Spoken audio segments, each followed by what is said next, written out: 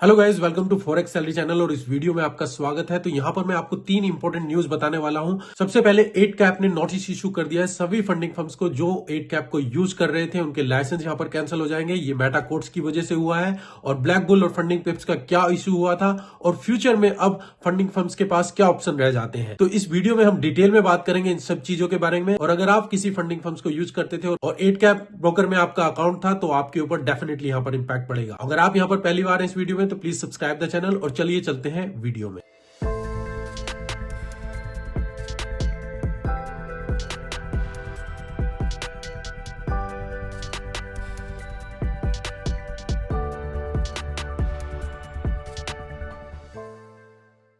तो गाइस, यहां पर मैं आपको बताना चाहूंगा 8 कैप के साथ जो लेटेस्ट इशू आया है 15 फरवरी को 8 कैप ने नोटिस इशू कर दिया है कि 29 फरवरी तक सभी प्रॉब्लम जो 8 कैप ब्रोकर को यूज कर रही थी अपने अकाउंट प्रोवाइड करने के लिए ट्रेडर्स के लिए, उन सभी को नोटिस यहां पर प्रोवाइड कर दिया गया है कि विद इन 2 वीक्स 29 फरवरी तक सभी अकाउंट टर्मिनेट कर दिए जाएंगे। तो जितने भी अकाउंट्स 8 कैप ब्रोकर में जितनी भी फर्म्स है वो यूज कर रही थी वो वहां पर सस्पेंड हो जाएंगे। अब ऐसा क्यों किया है, इसका रीजन है मेटा कोड्स ने उनको नोटिस भेजा है कि आपका लाइसेंस यहां पर कैंसिल कर दिया जाएगा अगर ये पार्टनरशिप आप प्रॉप फर्म्स के साथ यहां पर कैंसिल नहीं करते हैं। और सेम इशू अभी हुआ था फंडिंग पिप्स और ब्लैक बुल के साथ, जहां पर फंडिंग पिप्स केवल ब्लैक बुल ब्रोकर को यूज करती थी और वहां पर उनका लाइसेंस कैंसिल कर दिया गया था। वहां पर यह कयास लगा जा रहे थे कि ब्लैक बुल का मेटा कोड्स ने लाइसेंस कैंसिल कर दिया गया। ऐसा कुछ नहीं था। जो रियल में इशू था, मेटा कोड्स ने नोटिस भेजा था ब्लैक बुल को कि आप फंडिंग पिप्स के साथ अपना एग्रीमेंट कैंसिल कर दीजिए, नहीं तो आपका लाइसेंस यहां पर कैंसिल कर दिया जाएगा। तो इसी वजह से ब्लैक बुल ने अपना एग्रीमेंट फंडिंग पिप्स के साथ कैंसिल कर दिया था। ब्लैक बुल पूरी तरीके से नॉर्मली वहां पर ऑपरेट कर रही है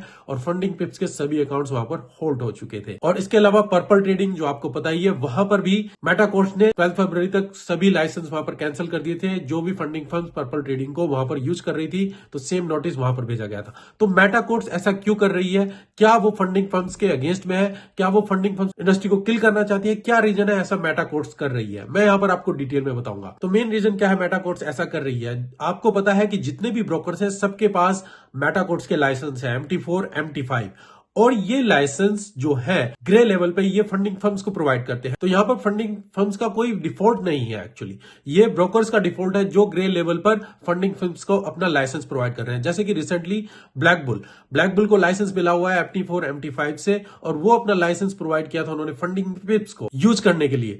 अब वहां पर मेटा कोड्स को इश्यू क्या है अगर वो यूज भी कर रहे हैं? मैं यहां पर बताना चाहूंगा फंडिंग फर्म्स में 90% लोग अपने अकाउंट्स लूज करते हैं और 90% वो डेमो अकाउंट्स में ट्रेडिंग करते हैं। तो फंडिंग फर्म्स में पहले आप डेमो में अकाउंट ट्रेड करते हैं, इवैल्यूएशन फेज 1 फेज 2, इसीलिए वहां पर 2 फेज रखे हुए हैं ताकि ज्यादा से ज्यादा लोग इवैल्यूएशन में ही फंसे और बाद में रियल अकाउंट में आए। ये अभी आपने देखा होगा कि एक स्टेप का इवैल्यूएशन फेज यहां पर इंट्रोड्यूस किया गया है। पहले जितने ज्यादा इवैल्यूएशन फेज होंगे उतने आप डेमो में ट्रेडिंग करेंगे और उतना डेमो में ट्रेडिंग करेंगे उसके बाद आप रियल में जाएंगे। तो 90% ट्रेडर जो है वो डेमो अकाउंट्स में ही फेल हो जाते हैं और जो मनी फेलिंग अकाउंट से जनरेट होती है वो केवल ब्रोकर के पास जाती है जो ग्रे लाइसेंस प्रोवाइड कर रहे हैं ब्रोकर के पास और फंडिंग फर्म्स के पास जो आपस में स्प्लिट करते हैं। तो इस वजह से मेटा कोड्स को वहां से कुछ रेवेन्यू जनरेट नहीं होता है जो भी वहां पर डेमो अकाउंट्स में ट्रेडिंग होती है। जो बाकी ट्रेडर पास हो जाते हैं 10% उसको ही केवल वहां पर लाइव अकाउंट्स प्रोवाइड किए जाते हैं और जो मेटा कोड से फिर वहां पर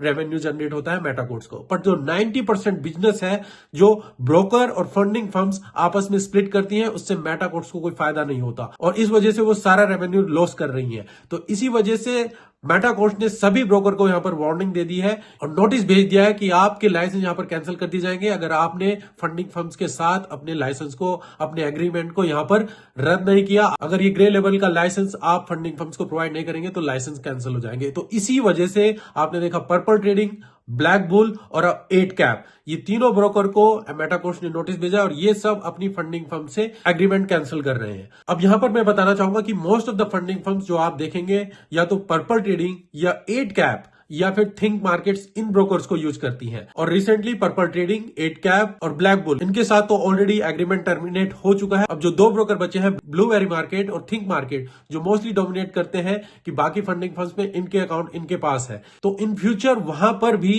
मेटाकोर्स इनके ऊपर एक्शन लेगा, उनको नोटिस भेजा जाएगा कि एग्रीमेंट वहां पर कैंसिल कर दिए जाएंगे। तो ब्लूबेरी और थिंक मार्केट आने वाले दिनों में आप वहां पर भी देख सकते हैं, जो यहां पर मैं आपको स्क्रीनशॉट में दिखाना चाहूंगा।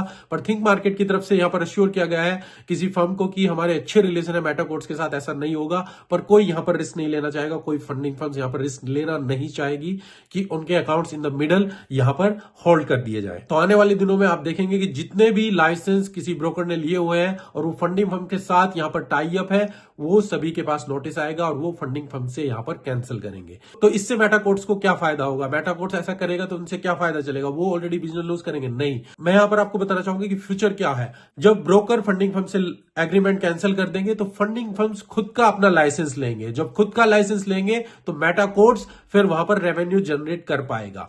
तो इसीलिए मेटाकोर्स ने ये कदम उठाए हैं कि सभी ब्रोकर को नोटिस भेजा है और अपने एग्रीमेंट वहां पर कैंसिल कर दिए जाए, ताकि फंडिंग फर्म्स अपने लाइसेंस खुद MT4 MT5 के मेटाकोर्स से ले, ताकि उनको रेवेन्यू डायरेक्टली जनरेट हो, रेदर देन कि वो किसी ब्रोकर से ग्रे लेवल की सर्विस वहां पर ले और जो डेमो अकाउंट में सर्विस प्रोवाइड की जाती है वो रेवेन्यू वो लूज ना करें। तो इन फ्यूचर आप देखेंगे कि जितनी भी फर्म्स हैं, अगर वो चाहती है MT4 MT5 पे ऑपरेट करना, तो वो अपने लाइसेंस यहां पर अप्लाई करेंगे मेटाकोर्स को और फिर वो वहां पर सर्विस प्रोवाइड करेंगे। या फिर दूसरा ऑप्शन आ जाता है कि मेटाकोर्स की यहां पर मोनोपोली चल रही है, आप देख रहे हैं कि सभी अकाउंट्स वो डिस्टर्ब कर रहे हैं, तो सब ब्लेम कर रहे हैं मेटाकोर्स को, पर उनकी तरफ से भी रीजन जेन्युइन है कि वो उनके प्लेटफॉर्म को यूज किया जा रहा है और उनको रेवेन्यू डायरेक्टली नहीं मिल रहा है, इसीलिए। तो सेकंड ऑप्शन फर्म्स के पास ये आ जाता है, अगर वो MT4 MT5 के साथ नहीं जाना चाहते हैं तो फिर अनदर जो सॉफ्टवेयर है वो यूज करें, जैसे कि सी ट्रेडर, DX ट्रेड और मैच ट्रेड, जिनके बारे में ऑलरेडी मैं बता चुका हूं पिछले 3 से 4 वीडियो में कि ये ऑप्शन रह जाते हैं जो बाकी फर्म्स वहां पर यूज करना चाहेंगी। तो आप ये देख सकते हैं क्या ये एक अच्छा कदम है या बेकार कदम है। मैं कहूंगा कि हमें तो कुछ ज्यादा इंपैक्ट नहीं पड़ेगा, हमारे अकाउंट यहां पर होल्ड हो रहे हैं, यहां पर मेटाकोर्स को इंपैक्ट पड़ रहा है कि वो रेवेन्यू जनरेट करें तो उनको प्रॉफिट में हो, इसीलिए वो कैंसिल कर रहे हैं। अदरवाइज वो फंडिंग फर्म्स के अगेंस्ट में नहीं है, वो फंडिंग फर्म्स ऑपरेट करना चाहती हैं, करें, उसमें उन्हें कोई इशू नहीं है, पर वो रेवेन्यू जो जनरेट करें वो लाइसेंस लेके करें, रादर देन कि ग्रे लेवल का लाइसेंस वो किसी सेकंड ब्रोकर से वहां पर ऑपरेट करें।